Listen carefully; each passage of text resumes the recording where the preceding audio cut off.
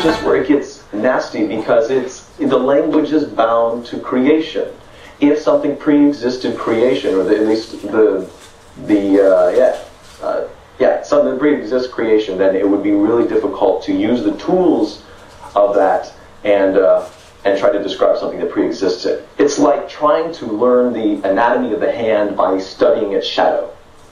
It's apples and oranges. So, the hell was your question? Sorry. You described God as a creator, and I was just wondering why that is necessary. Right. Okay. So let's talk about. I do want to talk about this. I want to talk about infinite regression. I want to talk about the idea that any given moment in time is the result of a chain of events that to the atheist never began. And I would challenge any atheist, James being, look, here, great, I'll pick you, as to how, is there anything else in nature that exists as a sequence of events that does not have a beginning? And if not, then what's the justification for saying that reality fits that description? Go ahead, James, if you want to tackle that. Can you say that one more time? I want to make sure that I have every nuance of that. A nuance? No. Sequence of events, no beginning. How? No nuance. Fuck the nuance, please.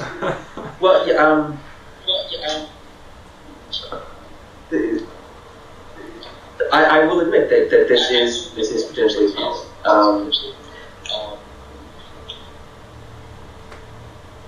Which is not to say that there is not a potential solution. I mean, off the top of my head, the difference between A theory and B theory time is a possible relief of infinite regress.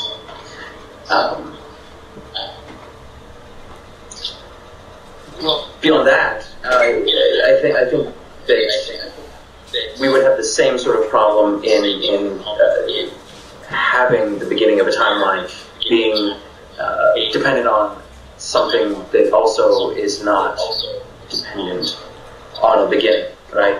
So I think that it is just shifting the fair criticism. Fair criticism. Though that assumes that the thing that pre-existed, the events, the chain of events, was itself somehow a sequence that needed to be started. But that's only limitation. That's saying that this domino is separate from that domino, and it's limited in its nature in this way, that way, or whatever else. Can I interrupt just a second before we get off this, Jonathan? And Doss? Because I wanted to offer another view, a paradoxical view that actually offers both of you legitimately a way to be right. If you're taking the position of there has to be this linear time for everything, right, with nature, and then you're opposing this other position that says, well, no, there's no time. That's not eternity. Yes, there seems to be a worldview that you can hold that is paradoxically agreeing to both of these and genuinely doing so. I just wanted to present that and be aware of that kind of worldview that can hold these conflicting truths that doesn't seem too logical at first glance. Well, I think we can all admit, even granting that possibility, we can also all four of us admit that, none of us really knows how the universe was Speak for yourself, created. buddy. Do we? I mean, no. we have certain philosophical opinions, and maybe, we even claim to have knowledge, but I don't think anyone here claims to have total and complete omniscience, right? No. But yeah. But I mean, but no one's saying that we shouldn't try. I mean, just to say, meh. Yeah. Yeah, I agree with that's that. not good. Right. No, the position that I would take in distinction is for me, looking at the sequence of events that we've had so far. This has been a progression of natural laws. All of these things are, whether or not they're potencies that were put in place by a creator God or not, it has all, from our perspective, appeared to be completely natural. So from there, even though I might not know what has happened before, the Planck length, I think that it's reasonable, and it is an inference, but I think that it's reasonable to infer that, you know, whatever happened prior to the Planck length, based on all experience up till this point, it is reasonable to infer that whatever that was is also probably the result of natural occurrences. Well, let's explore that a little bit. I know Jonathan probably has a lot to say about this. And maybe I'll just be previewing it, but I think to say that there's natural law, what we're basically alluding to is that science has been observing, and they see these regularities, and so the universe unfolds and develops according to certain rational, understandable, mathematical laws. Granted, where did they come from, though? And you know, saying that they're natural is fine, but you know, basically, it's sort of a tautological definition, because what isn't, you know, if we've defined everything that is as natural, then of course there's no supernatural. But again, we're left with this question: was nature created? And even modern scientific cosmology says, well, in fact, there was a moment of creation. There was a Big Bang. You know, and so I don't think it necessarily gets us out of the, you know, referring to the natural laws that science has discovered, I don't think it necessarily gets us out of the question of, you know, a creator or what there was before time and space emerged from this infinitely dense point.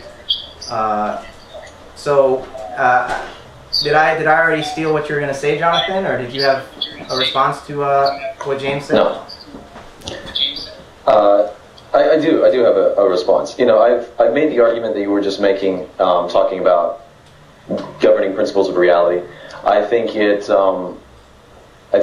a fine position to take. However, the idea that James was talking about and trying to understand moment-to-moment occurrence and causation as a chain of events might be a misplacement of allegory or metaphor or something like that. Because the idea of a chain of events is a contained system that has energy injected into it from a system outside. In saying that, you always have this sort of this inability to explain origin through merely causal events. If you think of it as just a chain, we could stop the clock at any given point and say that this is the beginning and it continues on. But how exactly, how exactly, not only what you were saying, how did the laws come into being, but how did all the little dominoes get set up in the first place? I mean, there are two things. You have like the non-physical reality. We're talking about like why hydrogen and oxygen gets together the way that it does. Why do balls fall at the rate that they do? Why does light travel at the rate that it does? All that business. But at the same time, there's also the nature of the material world. And when you're talking about a creator God, you don't necessarily have to talk about the origin of the non-physical, because as soon as you talk about the non-physical, you are talking about, at least in part, the nature of what a God would necessarily have to be. So really all you have to do is talk about the origin of the material world. So when they say, like, you know, I've heard, how do they say it? I don't know, maybe I'll pause there if anyone has any thoughts. I wanted to ask James what he thought about the term spiritual atheist, or spiritual but not religious, because this ambiguous word spiritual is being tossed around, and we're guilty of that too, but we make fun of it, and we also, there's a serious undertone always, or sometimes. But yeah, what does spiritual atheist mean to you? What do people like Sam Harris, do they represent the term in an accurate kind of sense, James, or do you see a different type of view on that, on the spiritual atheist kind of concept? And are you a soft? Does that make you a soft atheist as opposed to a hard atheist? Because that's being thrown around too. Yeah. It depends on the day of the week, actually. Yeah. The idea of spirituality, and I think that Sam Harris is right when he says that this term carries a lot of baggage with it that makes it a very difficult term to discuss in a meaningful way. But I can't object to the use of a term that is problematic if it's the only term that we have, at the moment. I mean, there are a lot of things that have this problem. Singularity, Big Bang. A lot of the terms that we're using have problems in sort of vernacular discussion of them. And spirituality, I think, could very easily fall under that category. I would not deny anybody their spiritual experiences.